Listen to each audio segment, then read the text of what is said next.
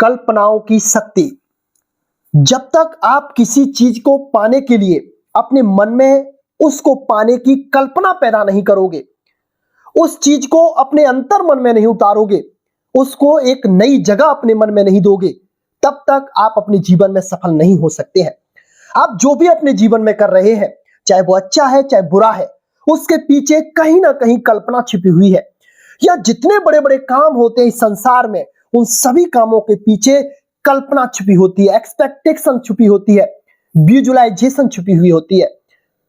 अगर मोदी जी आज प्रधानमंत्री हैं, तो आज से 20 साल पहले या फिर 30 साल पहले उन्होंने इस पद के लिए कल्पना करी होगी।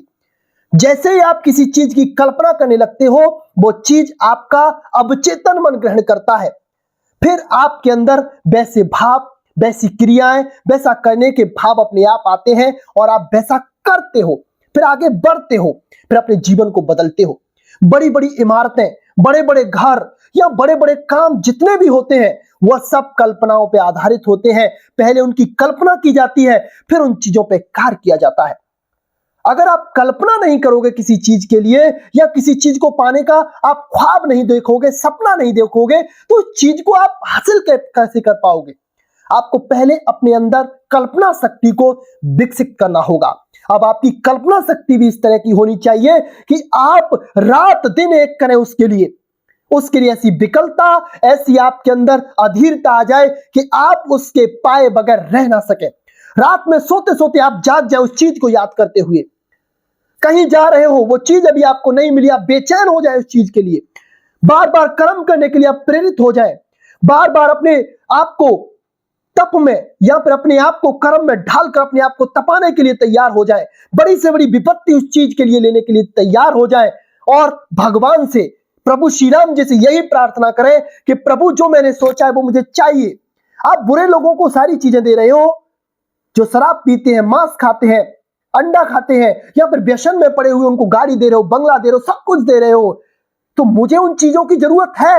मैं भी उन चीजों को पाना चाहता हूं, मैं उनकी कोई भी कीमत अदा करूंगा। मैंने जो कल्पना करी है वो चीज मुझे चाहिए। इस चीज के लिए मैं बड़े से बड़ा कदम उठा सकता हूं, बड़ी से बड़ी परेशानी उठा सकता हूं। आप मेरे लक्ष्य को पाने में जो मेरा मार्ग है उसको आप कठिन से कठिन बना दीजिए। मेरे जीवन में बड़ी से बड़ी परेशानियां भेजिए, लेकिन आपको वो चीज मुझे देनी होगी। मैं उस चीज को आपसे लेके रहूंगा। जो मेरी कल्पना शक्ति है, वो कल्पना शक्ति जब तक मेरे सामने नहीं आएगी, तब तक मैं चुप नहीं बैठूंगा। मैं उस चीज को जब तक हासिल नहीं कर देता, तब तक अपने आप को ऐसे ही तपाता रहूंगा, ऐसे ही तपाता रहूंगा, ऐसे ही मेहनत करता रहूंगा। ऐसी प्रार्थना जब आप भगवान से करोगे, तो भगवान भी विवश हो जाएंगे आपको उस चीज को देने के लिए। ब्रह्मांड की शक्तियां आपके साथ जुड़ जाएंगी उस चीज की प्राप्ति के लिए। आपके लिए हर मार्ग सुगम हो जाएगा और आपके जीवन में बड़ी से बड़ी खुशियां, बड़ी से बड़ी चीज और आपकी जो कल्पना है वो आपके सामने आ जाएगी, वो आपको प्राप्त हो जाएगी।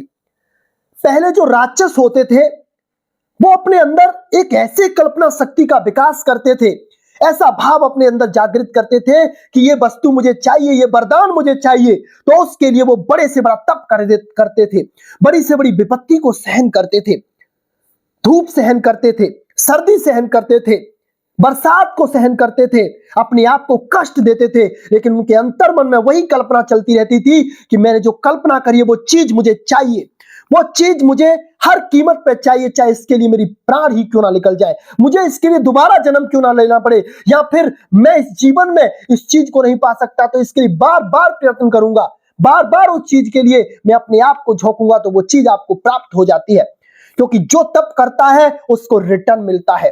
जो किसी को कोई चीज देता है तो उसका रिटर्न मिलता है।